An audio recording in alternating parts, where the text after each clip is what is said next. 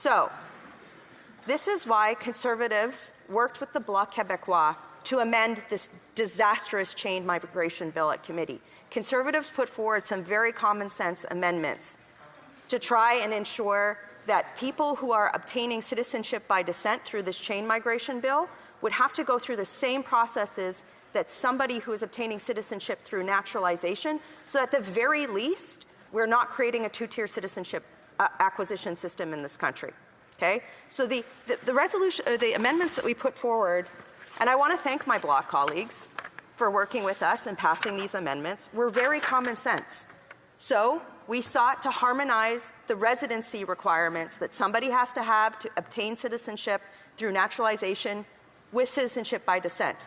So they have to at least live 3 out of 5 years in order to have the provisions in this bill apply to their descendants. That seems reasonable to me. It's a reasonable amendment. The second thing that we did was we amended the bill to have a language acquisition requirement. The same language acquisition requirement that we require people who want to obtain citizenship through naturalization. The exact same wording that's already in the Citizenship Act. We said, hey, this is reasonable. Why? Because language is a unifier, and language is part of our national identity. There are 2 official languages in Canada. They are very important to what it means to be Canadian. They're actually just integral and core, especially in Quebec, especially in other parts of the country where there is a whole concept of national identity that is firmly entrenched and attached to language. So we made that amendment. It's common sense. It's the same that's already in the Citizenship Act.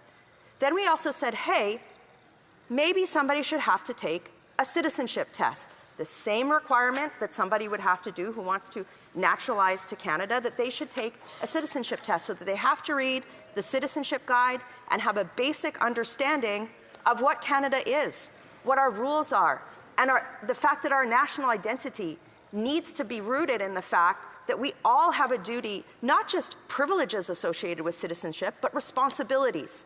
And these are things that are taken right from the Citizenship Guide, Mr. Speaker. For example, the requirement to abandon violent and extreme ideology upon coming to Canada.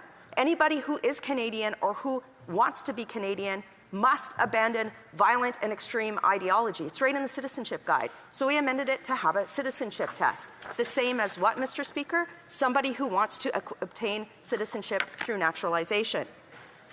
We also, as my Bloc colleague just raised in a question earlier, we wanted a report to Parliament on how many people have been given citizenship by descent through the fact that the Liberals did not challenge this ruling. They could have challenged this ruling. They chose not to. They chose unlimited citizenship by descent with residency requirements that are weaker than what people who naturalize to this country have to have. You know, I think the reason why I have this so fired up is I have watched through a decade of Liberal post-nationalism, and they haven't just said this, they've operationalized it by eroding our democratic institutions. You know, when you see their catch and release bail policies over the last year and the crime that's wrought on our streets, right? It's the erosion of the justice system. Their censorship bills that they've put in place, the erosion of free speech. These democratic institutions. While we might not agree on certain types of policy or how to get to certain types of outcomes, if those democratic institutions are eroded through a post-national ideology, and we tell the world that our citizenship does not have value by gutting common sense amendment like this, it will further erode the social fabric of our country. And what is the outcome of that? It erodes Canada's pluralism. The only way that pluralism and multiculturalism can exist is through a democracy where you have strong respect for rule of law, strong respect for institutions like freedom of speech, and unifying things like language.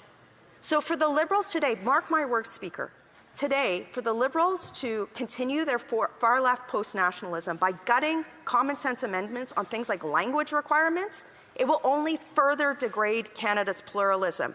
We're at a moment in history where we have to start restoring the value of Canadian citizenship, not further degrading it, Mr. Speaker.